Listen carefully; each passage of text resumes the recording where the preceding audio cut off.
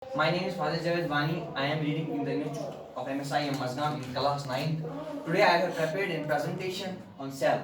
So without wasting any time, I am going to deliver my presentation on cell. So what is cell? Cell is the fundamental and structural unit of life.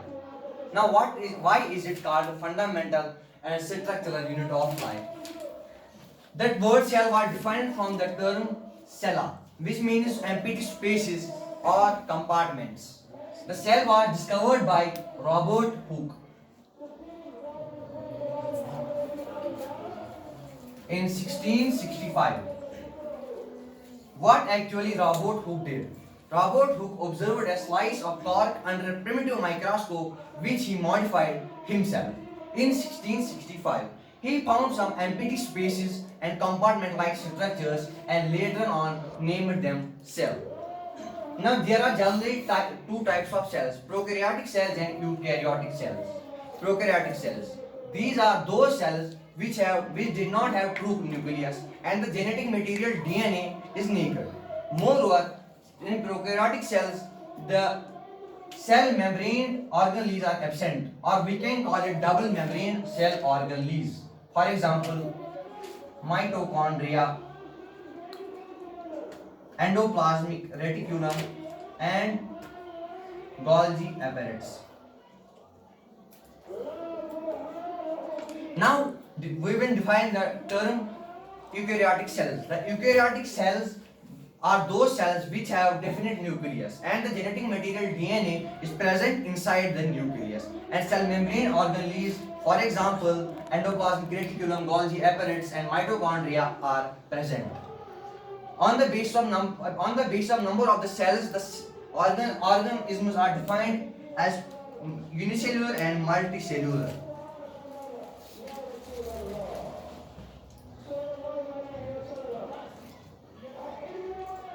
Now, who are unicellular organisms and who are multicellular organisms? Unicellular organisms are those organisms which are made up of only one cell, and multicellular organisms are those organisms which are made up of two or more than two cells. Examples of unicellular organisms are amoeba, bacteria, and some viruses. Whereas multicellular organisms are those organisms which have made up of two or more than two cells. For example, we humans and animals. Now we will define the cell organelles. The cell organelles are the important parts of the cell which perform a specific function in the cell. First of all, we will discuss about the cell membrane. The cell membrane is a electron microscopic membrane which protects the cell. It protects the cell and moreover regulates the exchange of materials between the cytoplasm and the extracellular fluid. That's why it's also called a semi-permeable membrane. Nucleus. Nucleus is also known as a director of the cell and is present between the cell. The nucleus is also known as the director of cell. Now here a question arises, why it is called the director of the cell? As nucleus directs the cell and its organelles. That's why it's called the director of the cell. The nucleus was discovered by Robert Brown.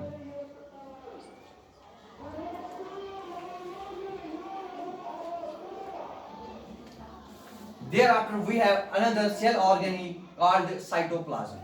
Cytoplasm generally has two parts, nucleoplasm and protoplasm. Cytoplasm is the electron microscopic fluid present inside the cell.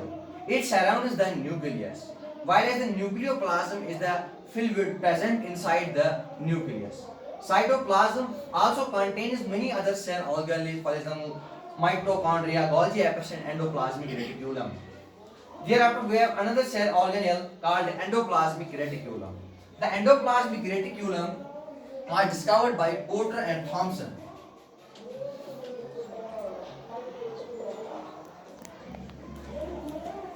In 1945, the function of endoplasmic reticulum is to transport and synthesize proteins.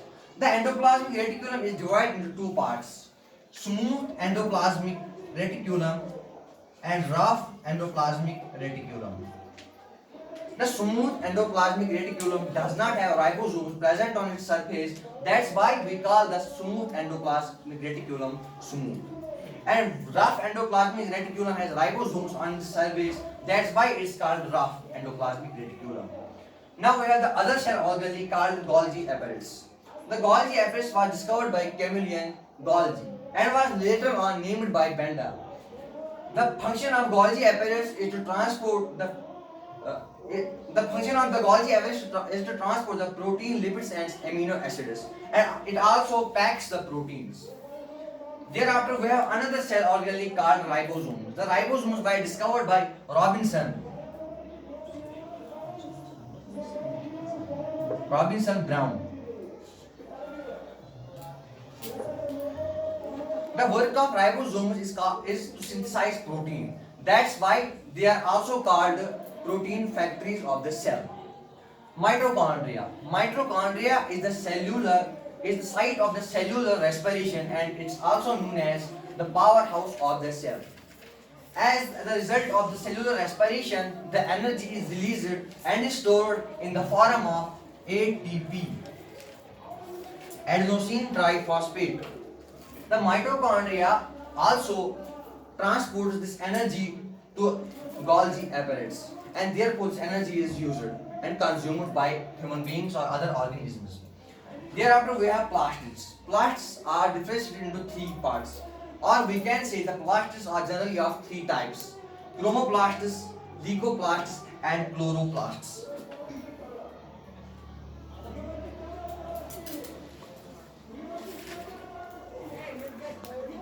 First of all, we have chromoplasts.